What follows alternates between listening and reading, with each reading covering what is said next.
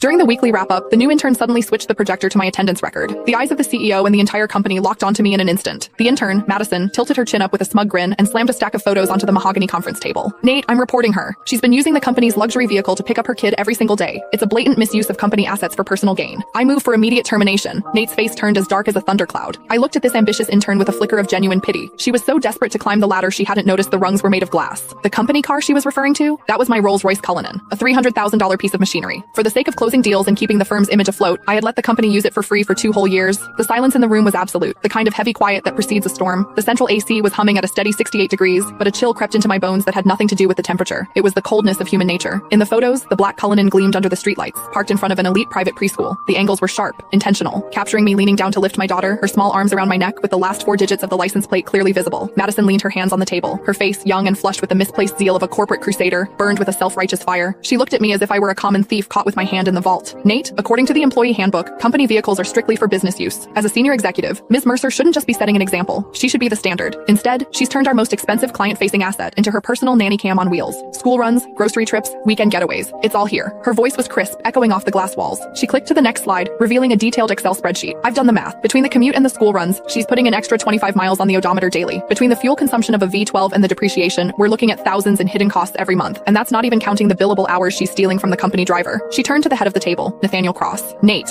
was my college classmate. He was the founder of this firm. In the early days, when he couldn't even cover payroll, I was the one who dipped into my savings to keep the lights on. Later, when we needed to project an image of success to land the big fish, my 5-year-old BMW didn't cut it. Without a second thought, I brought in the Cullinan I'd bought myself as a 35th birthday present, a car I'd owned for less than a month. I told him back then, take it, use it. We need the clients to see we're already in their league. That temporary favor had lasted 2 years. I paid for the gas. I paid the insurance premiums. I covered the maintenance. Sometimes when the driver was overwhelmed, I even drove to JFK myself to pick up VIPs. Everyone in this building knew that car was mine, or at least they should have. But looking at Nate now, there was no defense in his eyes. His brow was furrowed, his fingers drumming rhythmically on the table, a nervous habit he had whenever he was weighing his own interests against someone else's. Diana, Nate finally spoke. His voice was low, coated in a professional coldness that felt like a slap. The evidence Madison provided, is it true? I stared at him, my heart skipping a beat. Is it true? 2 years ago, when he begged me for the car to save face, he said, Diana, I'm so sorry to ask this of you. As soon as we're in the black, I'll buy you a brand new one. 1 year ago, when the cash flow dried up, I used that car as collateral for a bridge loan so he could pay his staff. He told me then, Diana, this car is the company's lifeline. It's your badge of honor. And now, he was asking me if it was true. I scanned the room. George, the sales manager, had used that very car last week to pick up his mother-in-law from the hospital, bragging on Instagram about company perks. Now he kept his head down, intently studying his legal pad. Sarah from HR, who asked for the keys every other month for supplies but really just wanted to cruise with her boyfriend, was looking at me with a sneer as if I were a white-collar criminal. It turns out that in the face of profit, kindness isn't just cheap, it's invisible. What do you think, Nate? I asked. My voice was calmer than I expected. Nate avoided my gaze. The photos speak for themselves. Diana, you've been with us since the beginning, and we're friends.